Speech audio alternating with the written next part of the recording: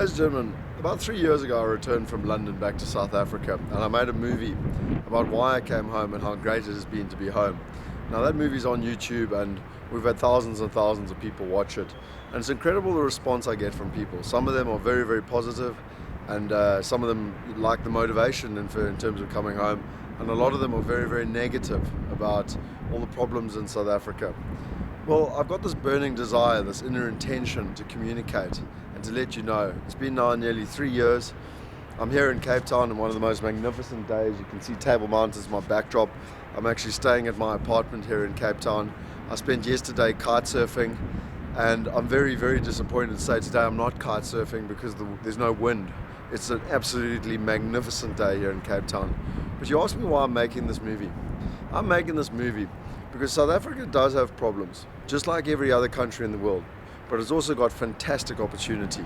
I drove out all the way to Bloberg yesterday. The BRT, or the rapid bus transport, is being put all the way along. The red roads are all there. Sorry. That's the jet from the air show that's going on at Easterplaat at the moment. But, you know, my brother works at Grooteskiel Hospital. We've just had all these strikes. If you live overseas, you probably thought that it tried to cripple the country. He said that he had, you know, they didn't miss one single theatre. In fact, the nurses even would actually go in their buses to put their petitions in over their lunch. Things are happening in this country. You know, I live in Johannesburg. All the road systems are in. I catch the Gautrain now. It is absolutely sensational. Things are happening. Just in the last couple of days, Zuma's stood up against Julius Malema. It's politics. You know, they've just got rid of the Prime Minister in Australia, Kevin Rudd, over what he said. And now there's, look, I don't dispute the fact that our politics is a lot more complicated and that there is possibly political risk. And just like Clem Santa said, I personally believe that, you know, depending on how positive you are about the future, that's the percentage that you should have, both of your assets in South Africa versus offshore.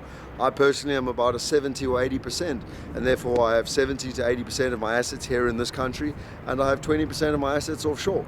And what does that do? It gives me assets and an income in a first world economy, in a first world currency, but it allows me the peace of mind to be able to live in Africa, to be able to live where this is my home. I'm 4 generations.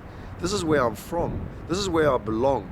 This is where I thrive, and I'm vibrant and I'm full of energy. It's where my friends and family are. It's where I get to live every day. I have the juice and the energy to wake up every morning and know that I'm in my country and not in someone else's country. So for those of you that are negative, you can be negative. It depends on what you focus on in life. But if you want to focus on the positives, if you want to focus on the new campaign, Lead South Africa, South Africans are uniting. The World Cup was incredible for bringing us together. Do we have a future?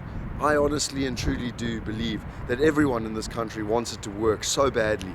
And I honestly believe that we have a fantastic future.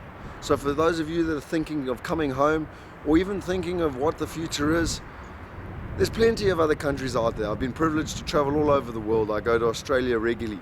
I personally believe, have some of your assets, some of your wealth overseas, but have your life, have your energy, have your passion, and live in South Africa. Enjoy it, don't enjoy it, that's my point of view, but the bottom line is I get to wake up to that view. I get to live with my family and friends. I get to live in a country that I can call mine. I can get to watch rugby and have a braai with my mates on braai day yesterday, and I absolutely love it. I lived in London for 9 years. I don't regret anything in life because everything happens for a reason, but coming home was the best thing I ever did. Use it, don't use it. Thank you very much.